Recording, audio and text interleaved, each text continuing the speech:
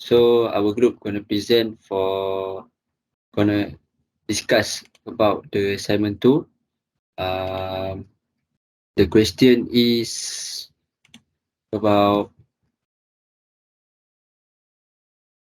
rules of OSHE legal requirement in business management and occupational safety and health act in Malaysia and its salient features. So I introduce myself first. My name is ILHAM Nur. ILHAM Nur bin NORAEDE. Matrix number B0920103883. So next. And I am Jeffrey Para Anak Johnson. My metric number is B0920124243. Okay, my name is JEFFRY HILMAN bin ROZALI. Matric number B0920101332.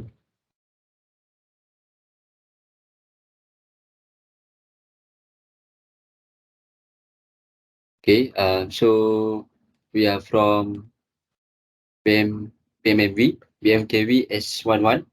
So we're gonna start our discussion. So for my opinion in rules of OSHE legal requirement in business management, as you guys can see, to me is what we say that managing safety. Oh wait, sorry. Before that I share my screen first. Okay. Okay.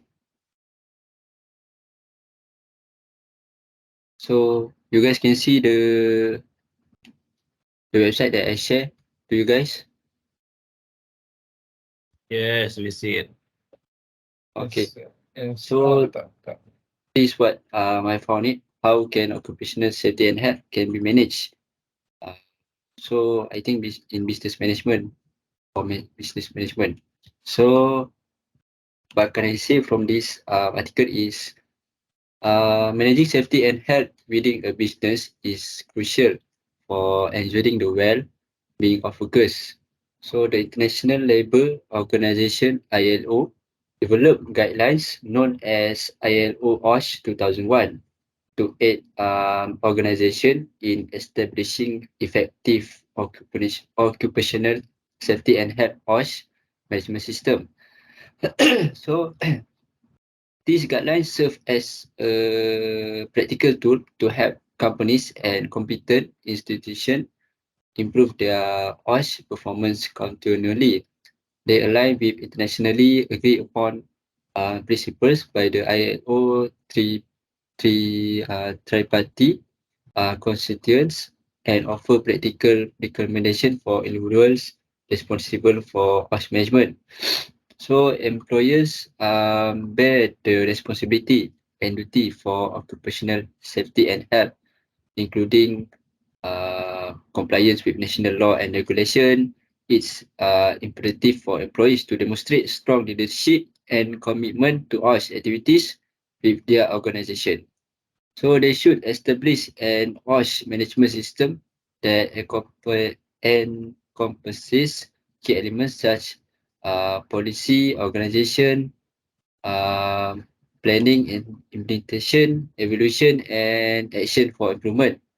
So for me, the guidelines provide a framework for organization to develop robust OSHE management system. So employers play a vital in leading this effort, ensuring compliance with regulation and continuously improving safety and health measures to protect their workers.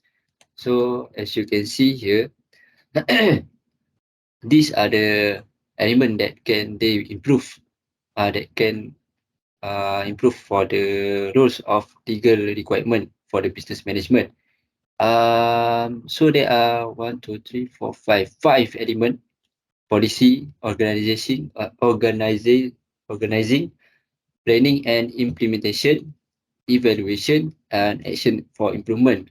So as you can see, for the policy, we have a OSHE policy and worker participation And for organizing, we have a responsibility and accountability, competence and training, OSHE documentation and communication.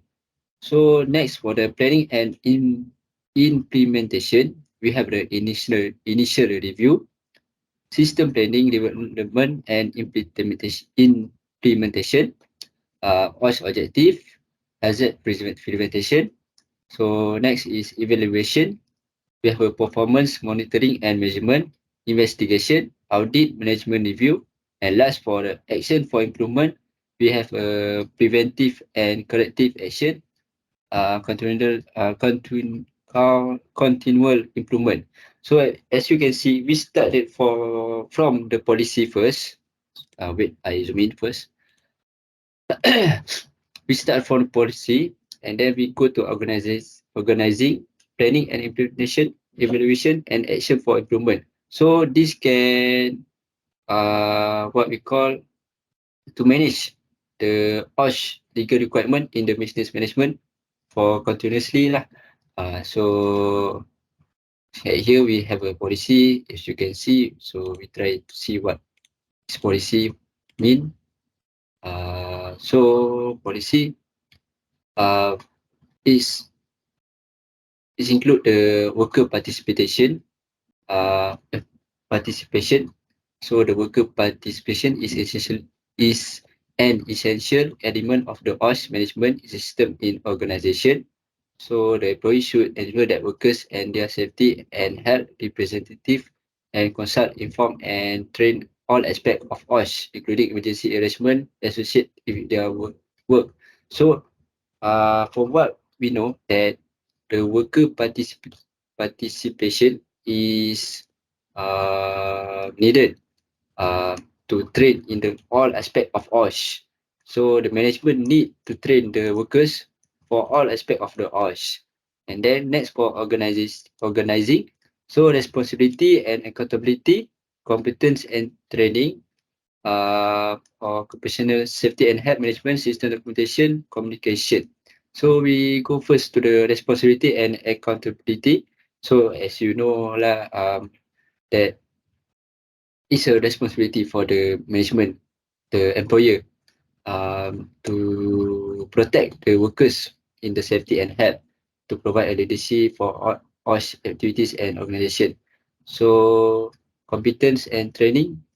So the management need to always looking for update in the training for the workers. So competence training can slowly improving the workers' reputation in their work. So next is the documentation in the OSHE. So to me, management need to declare the safety and health for workers themselves. They need to recognize either device the workers have a heart attack or what we call kencing manis in English, what Diabetes. huh? Diabetes. Yeah. Diabetes, and the others lah that can contribute in their health during their work. So last is the communication. So the communication between the management, especially to me, not only human resource department, but it's include in the safety department. They need to always communicate with the workers, and then they need to train the workers to always make a good communication during the work. So we go to next step is planning and implementation. So to did this what we call strategy or this planning, we need some planning and implementation. So the management itself need a planning and implementation in the work culture. So as you can see, this these are the purpose of the planning should to be created for OSHE management. Compliance with national law and regulation, the element of organization OSHE management system, and continual improvement in OSHE performance. So if they can implement these 3 points, so they can use this planning in the futures. So, and then next is occupational safety and health objective. So they need to specify the organization and appropriate to according its size and nature of activity. So they need to more focus on their objective to the company in OSHE. Okay. So next is hazard prevention. This is most important in their working culture, is to eliminate the hazard risk, control the hazard risk at source, minimize the hazard risk, safe work system. So as you know, the hazard is very hazard prevention is very important. So management of change. So I think it's not contribute too much. Emergency prevention, preparedness and response. So they need to create some emergency prevention if their workplace have a like emergency situation like burning or other else. So they need to have a emergency prevention. Okay. Okay. So next is contracting. Contracting is one of the most important. So basically, as I know, not all of the management in the company realize that contracting is not contribute in the implement of the OSHE, but contracting is most important because it can give a moral support or secure the workers um, to do their job. So if let's say the workers have only 1 year left contract but doesn't need the management said doesn't need to renewal because maybe based on their performance or other than that, but the workers performance is very great. He did a he did not take a MC, he did a overtime, he did a good job, he create many what we call apa untung profit to the company. So so but the management did not want to extend his contract for another year or for 3 years or under that. So it can be the workers can be the feel a model down because he already or she already did too much for the company. Okay. So the last step I think evaluation. No, the second last. Okay, the evaluation. So the evaluation is where is the evaluation? Okay, the evaluation is conclude the performance of monitoring measurement. So the management can monitor and measure the OSHE performance of the workers, and then if say they have the emergency or emergency situation in that year, so they need to investigate the work related injuries, and then audit is the most important. So to see if they done the project according to their budget, do they give a profit to the company or not? Okay. So last is action for improvement. So it's called like a postmortem step like that.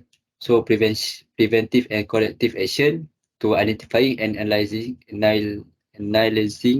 the root causes of any non-conformities with relevant OSHE regulation and OSHE. Initiating, planning, implementing, checking the effectiveness of and documenting corrective and preventive action, including change the OSHE management system itself. So as you can see, OSHE management system itself, if say like the management does not did their work, so the OSHE management need to revise it back. Okay. So last is continual improvement. So they need to continue the improvement of the what we say the management lah, the legal requirement. So I think I talked too much for the first question. Okay, so we go to the next question. Is OSHA Act in Malaysia and salient features? So to me is OSHA Act in Malaysia and its salient features is to secure the safety, health and welfare of person at work against risk to safety and or health arising out of the activities of person at work. You guys can see this website, right? This article. Yes, yes. Yes, you Next can see is it. to protect person at place of work other than person at work against risk to safety or health arising out of the activities of person at work. Next is to promote an occupational environment for person at work which is adapted to their psychology needs. To provide the means whereby the associate occupational safety and health legislation may be progressively replaced by a system of regulation and approved industry codes of practice operating in combination with the provisions of this act designed to maintain or improve the standard of safety and health. So that's the point. Not too much for the second question, but to me, I can talk more, but I will give you guys time to discuss more. So that's from me for those answer for the question. For next. Okay, thank you, Ilham. I will take over from this time. Okay. First, I will talk about the first question. Let me share my screen first.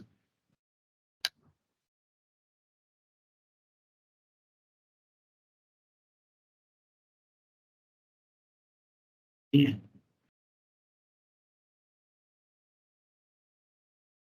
Okay. Nampak? Yes, I can. Can you see?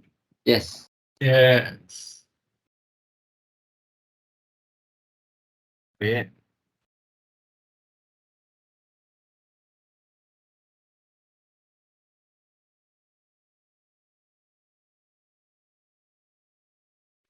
Wait. I think you can share a screen. Yes. A window. I want to share my screen. You share a window. You choose window. Okay. Yes, like that. Yes. For question 1, explain about the role of management for maintaining health and safety compliance. I think this for the industrial, what we call industrial OSH. OSH. Yes, industrial OSH. OSH. Yes. FMA 1967. Yes. 1967.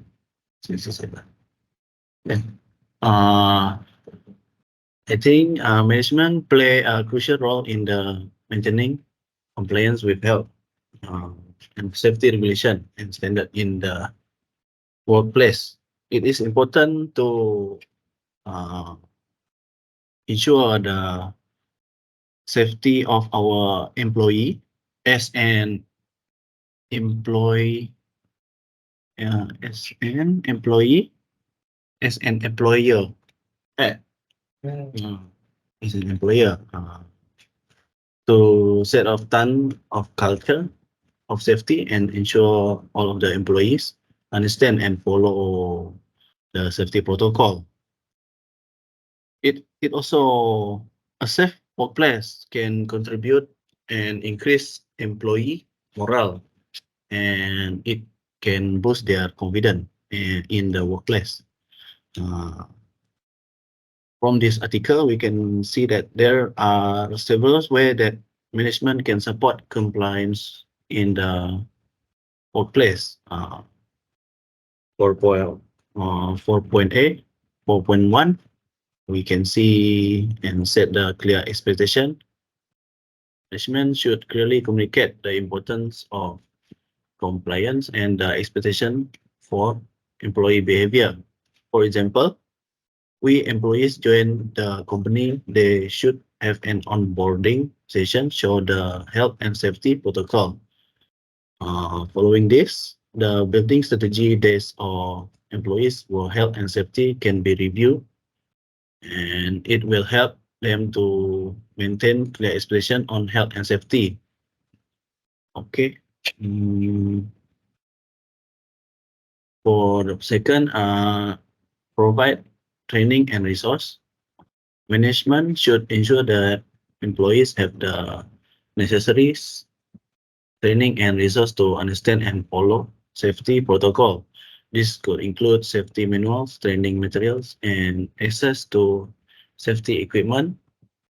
If resources are given throughout the workplace, then it's more likely the team will be able to respond effectively to any health and safety needs. Okay. It can be led by an example. Management should model safe behavior and actively encourage employees to follow safety protocol. For example, if a team member is working in the building industry, having the management wear all the appropriate safety uniform, for example, helmet, overall, safety shoes, and visibility vest will encourage other members to do the same. Yes, we taught others how to ensure the safety or from the side. Besides that, monitor and enforcement compliance also important. Management should check regularly that employee are following safety protocols and take corrective action if necessary. Going back to the dress code, manager should go around and ensure any viable dress wear in being worn correctly, especially if there is any risk of injury in the employee task, or the management could ensure all the employees take a health and safety onboarding session. And lastly, invest in safety.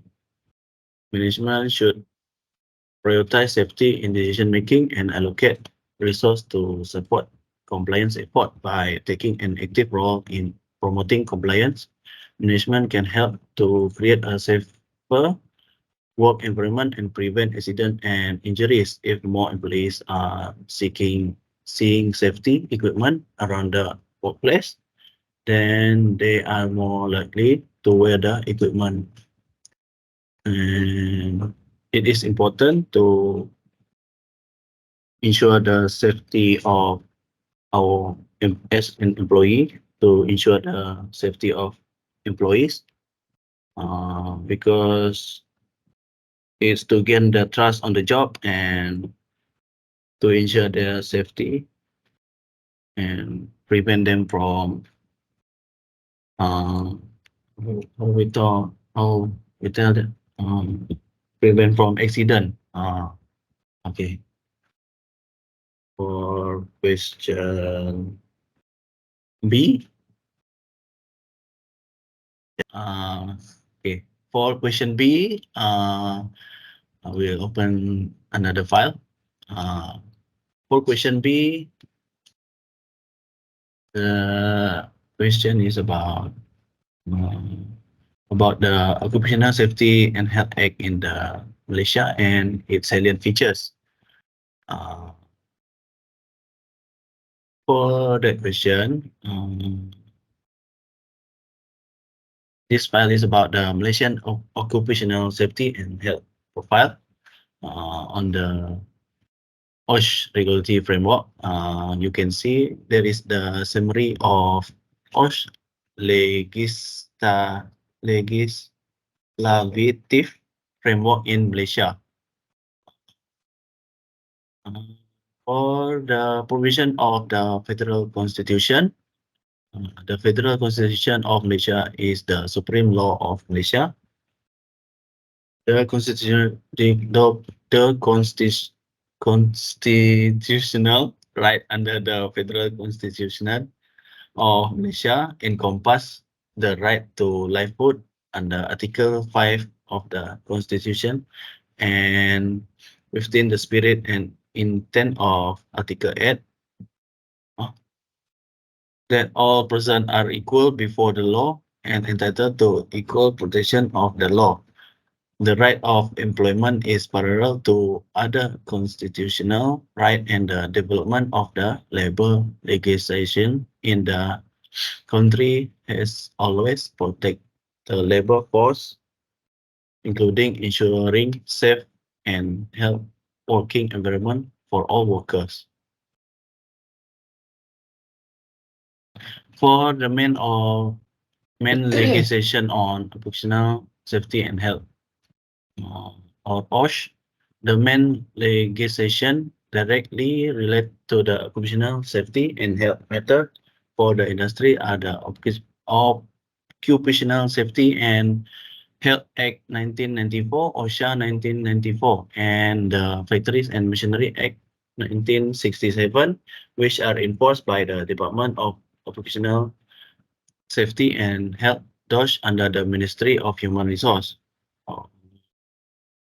For Malaysian Occupational Safety and Health profile, the Department of Occupational Safety and Health, DOSH, is the government agency mainly responsible for administering, managing, and enforce legislation related to occupational safety and health OSHE in this country, with the vision to cultivate OSHE culture in every workplace to make every job and task safe and healthy for the worker. This is the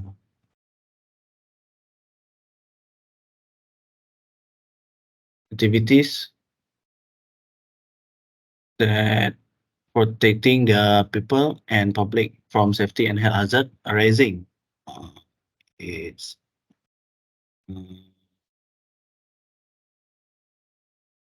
among manufacturing, mining and quarrying, construction, hotels and restaurant, agriculture, forestry and fishing, transport, storage and communication, public service and statutory authorities, utilities, gas, for utilities, gas, electricity, water and sanitary service, and finance, insurance, real estate and business service, wholesale and retail trade. Okay, that's all for me, for my part. Okay, so now for my part. So for the first question, which is role of OSHE legal requirements in business management. So let me share screen first.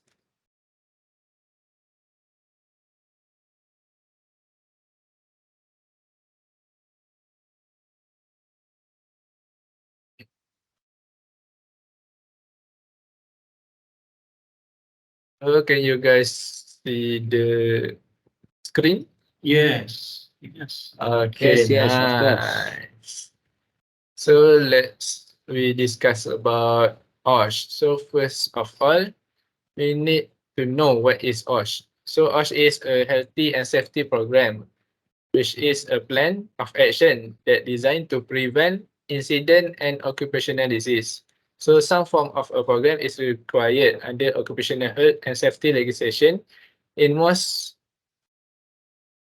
country, not only in Canadian, just like this article. So let's go for the program element.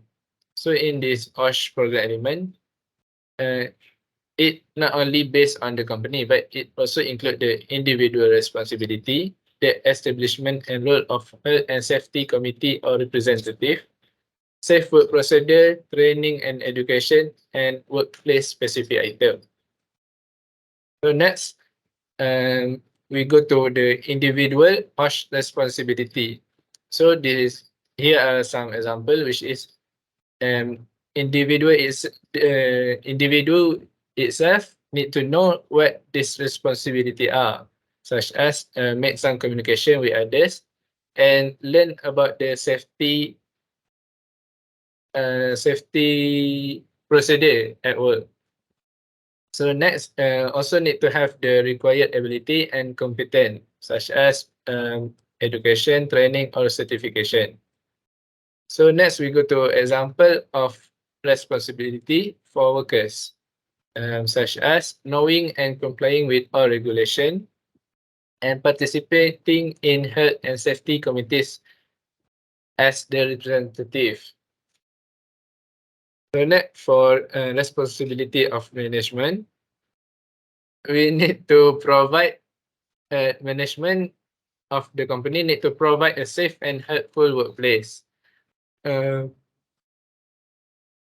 Next, the management also need to reporting incident and case of occupational disease that happen to the appropriate authority, and also need to provide medical and first aid facilities. So,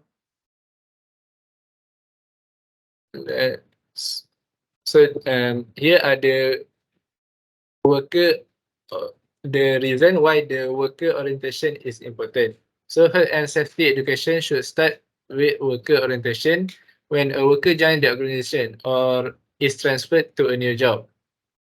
It has been found that inexperienced workers in general are involved in incidents at a higher rate than others, while experience can only begin through time. Both healthy and safety education and job skill training can be used to improve this record. So here are some plan to design an education or training program. So first of all, we need the beginning of employment. So which is most worker need to learn by itself or rules that been provided by the company about the health and safety program. So next, also need an introduction of new equipment, process and procedure about safety and health program.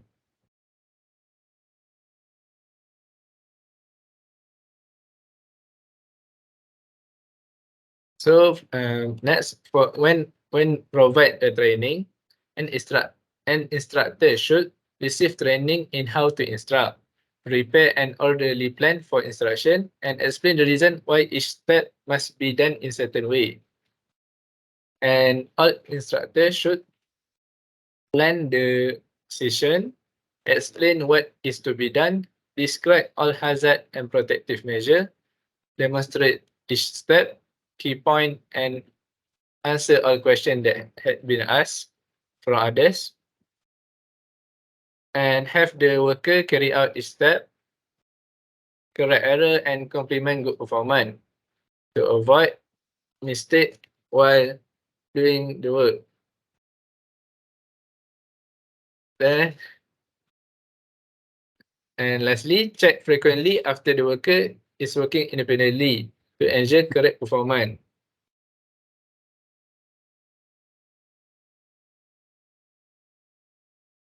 So this is a reason that why incident should be reported and investigated. when occurs.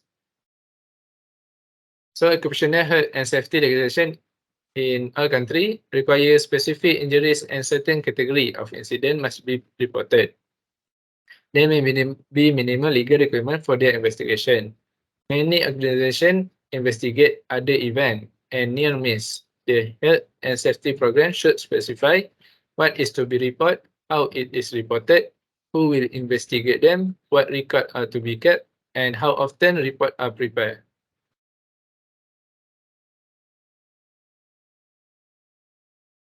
So here are some steps to promote worker involvement in healthy and safety program.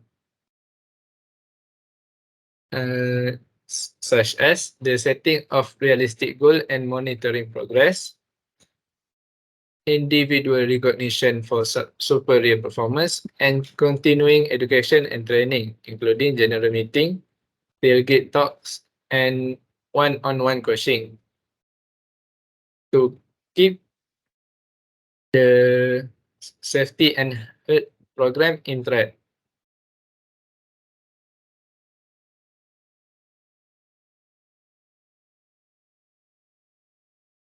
So here is how effectiveness of safety and health program evaluate.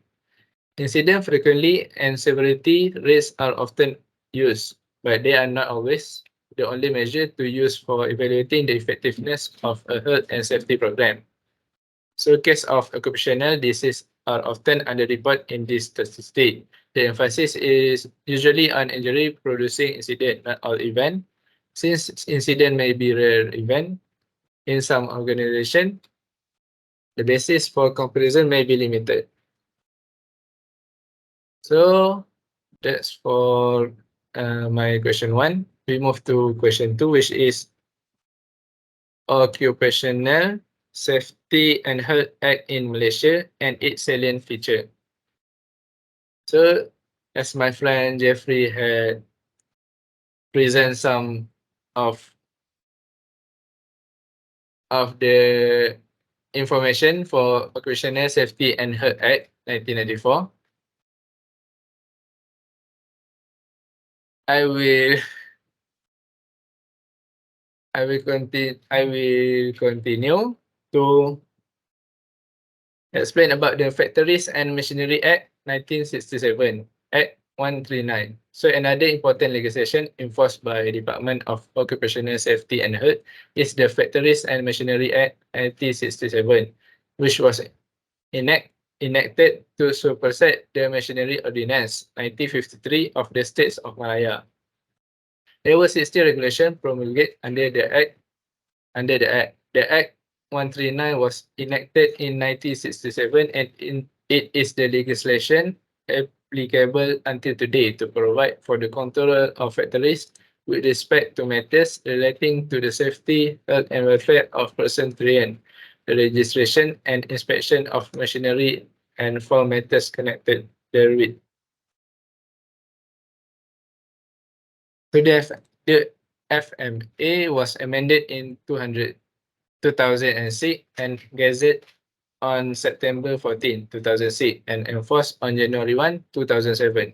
The rationale for amending the FMA 1967 was to provide for the provision giving the power to the minister to issue license to individual or company carrying out activities under the Act, to update, improve, and clarify unclear or vague provision, to ensure the relevancy of the provision contained in the Act with the current development, and to ease the enforcement of the law, as well as to increase the amount of fine suitable to the current situation.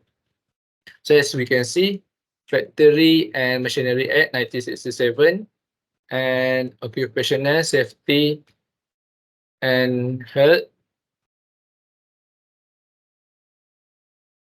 Act 1994, both are very useful for all company nowadays to provide a safety and health environment to all workers and provide a safety workplace. So that's all for me. Thank you. So I think our discussion about these two questions is finished. So that's it from us. Thank you very much. Okay, thank you. Okay, thank you. Thank you.